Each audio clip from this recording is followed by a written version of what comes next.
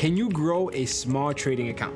The answer is yes. I actually did it. I turned $100 to about $360,000. Now, I don't recommend to do that at all. That was gambling. That was not real trading. And that's not what I'm going to teach you in this video. In this video, I'm going to teach you how to grow an account properly so you can make money with a very little account and you can grow it month over month. So I'm going to teach you all the things that you need to know so you can grow a small account properly. So let me just give you guys some context. Let's say you have $100, $500, and you want to grow it in trading, right? There's only two ways for you to do it. The first way is you got to gamble it. You're going to pretty much bet 100% of the account and hopefully try and take it to $1,000, $10,000, or whatever you want to take it to, which is not recommendable. And the odds of you failing are very high.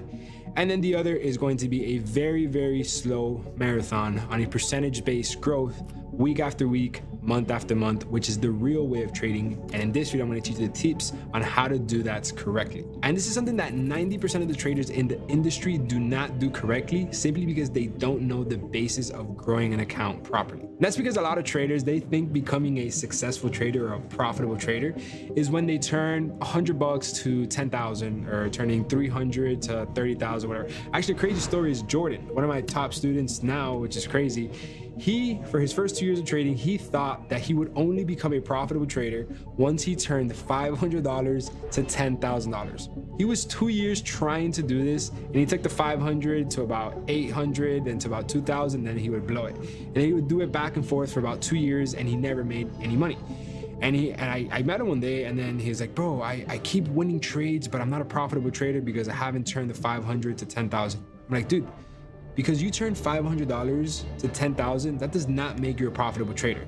That makes you, if anything, you got a very good winning streak and you got very lucky, and you probably took the right trades and avoided the wrong ones, but that doesn't mean you're a profitable trader. You're a profitable trader when out of 10 trades, you win 4 and then you lose 6. Those 4 trades, you win double of what you lose. So very simple example, 10 trades, you lose 6, you risk 1%, that's minus 6%. But these 4 trades that you win, let's say you win 2%, 2, 4, 6, 8. So now you have just made back the 6% that you have lost, and now you are 2% profitable. That is a profitable trader, not somebody that turned $500 to 10,000. That's not how you grow an account. You grow an account on the percentage basis on the account. And that actually leads me to my next point, which to grow an account, it is extremely crucial on the amount of trades that you take. You will be surprised how many of you guys I meet in person and you guys ask me, how many trades should I take when trading a funded account or a personal account or whatever? Should I take a lot of trades or should I take a little bit and good quality of trades? And I almost reverse the question back to you guys. What do you think makes more sense? Let's say you're playing basketball and you have a bunch of defenders in front of you and you just shoot the shot every single time from a 3-point shot and just try and make as many as you can every single time you get the ball. Or does it make more sense to wait when you are open by the free throw line or even get a shot at the free throw line and then you take your time there and then you shoot it? What do you think makes more sense? Obviously the free throw, obviously the open shot. Now, does that happen more often than every single time you get the ball? No. That's why the odds of you making a shot from the free throw line or when you're open is a lot higher than when you have a defender in front of you. What does that require? Patience. It requires patience for you to wait until you're open so you get the ball and then you can shoot it. It's the same exact thing in trading. Those good quality types of trades, they come, but you have to be patient. You have to wait for the market to give you that good quality trade so then you can take it. Just because you have the ability to take a trade every single time doesn't mean that you should. Just because every single time you get the ball, you're able to shoot it, doesn't mean that you should. You have to wait for the best quality moments to then execute on the position. And you almost have to shift your mindset to start looking for trading opportunities, not taking a trade. A trading opportunity is an opportunity to make money. Taking a trade is just getting involved in the market just to get involved. I treat every single trading opportunity as an opportunity to grow my account. It's a business decision. It's a logical decision that's going to make me money. I'm not doing it to get involved or to entertain myself with something. Everything that I do is with a purpose and has a very strict decision behind it. Not just taking a random decision because I just want to feel like I'm involved. That is actually literally how I had my biggest trading day about 2 months ago.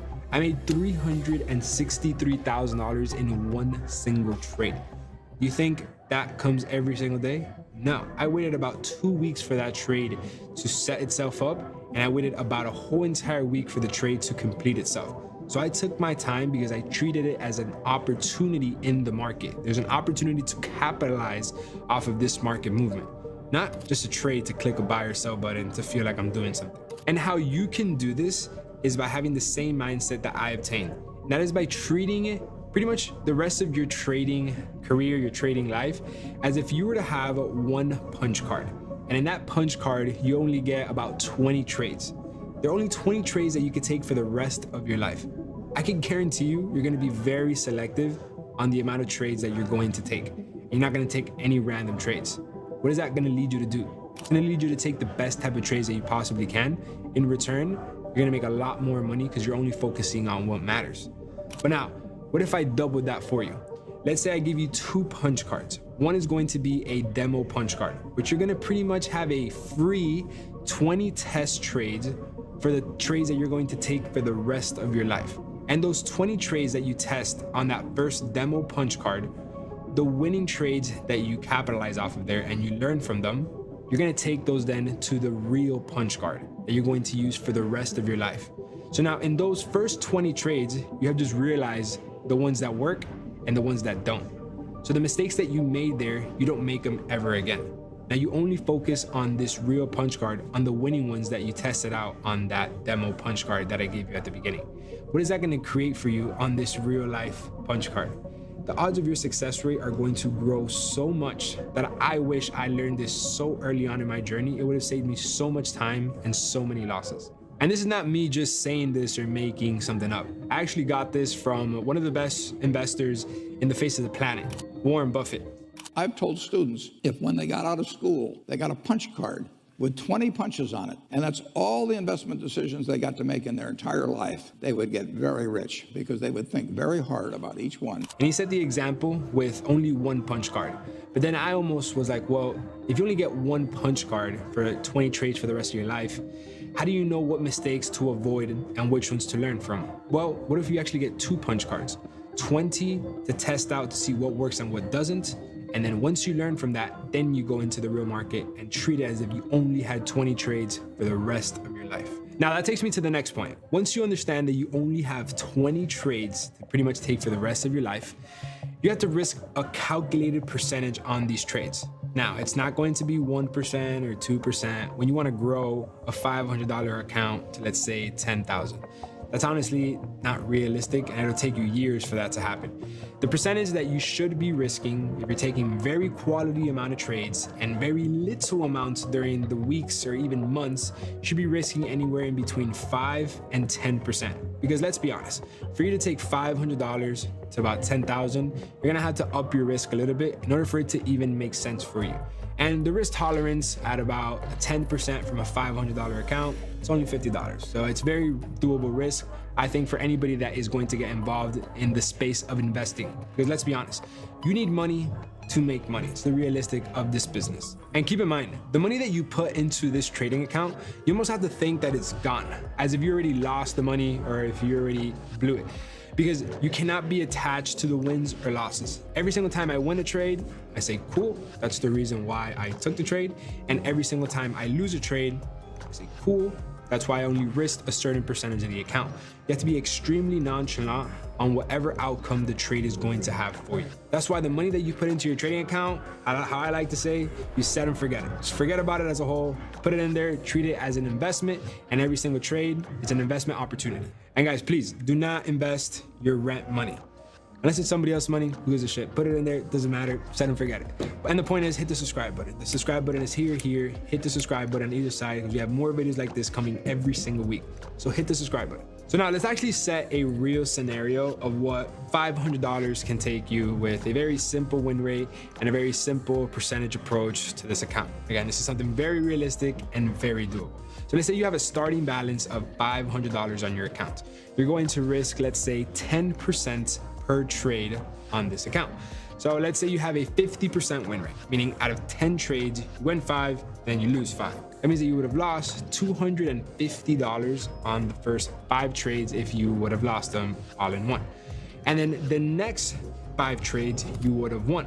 So you would have made a total of 20% on each and every single one of these trades. So you would have made a total of $500 on these 5 trades that you win. So you just made back the $250 that you just lost here, and then you just made an extra $250 on top of the money you just made back. Now leaving your account at $750. So you just scaled from 500 to 750 with taking 10 simple trades, and this could happen within a month. So now this is where a lot of traders would want to then withdraw that money or start risking more. And the answer is no. You need to stick to the same exact percentage. So if you started off the account with 10% risk, you stick with that to the account you decide to withdraw and start a new one. You cannot lower the risk, doesn't matter how many losses you take, and you cannot upper risk how many wins you take. This is crucial to having the consistent growth on the account, and you have sustainability, and you can successfully grow your account over time. So that might not seem like much because it's a $500 account, but now this is where the game changes. Let's say you add a 0 to the end of that. Well, you just took a $5,000 account to $7,500 within 1 month. You just made $2,500 by literally winning half of the time. Literally 10 trades, you lose 5, you win 5, and you just made $2,500, which is very simple and very doable in the market. And now it gets even crazier when you add another 0. You would have literally taken a $50,000 account to a $75,000 account. And notice how nothing changes. It's the same percentage, same trades, same win rate, same loss rate, same everything. The only thing that changes is the dollar amount behind the percentage. The key to this game to become successful is the percentage game. So you're literally just playing with percentages, and the hundreds, tens of thousands of dollars are going to follow. But now I actually want to take it back a step. Let's go back to the $5,000 example. Not the $500 example, because realistically it's not much, and then the $50,000 is too much. That's gonna make sense in just a second. The $5,000 is about the right point for you to pretty much leave a job and make extra income from trading where you can pretty much live from it forever. So a lot of you guys might be like, oh, but $5,000 is too much and I don't have access to that. Well, what if I told you that you can actually get access to $5,000 with 1/5 of the $500 that you would have starts on your small account? You can literally purchase a challenge for $5,000, which will cost you about $100, $120. So then if you were to pass a challenge, you will literally get funded $5,000. Like, they will literally give you the money if you are proven to be a successful trader. All you have to do is have about $100, $120 to purchase this challenge.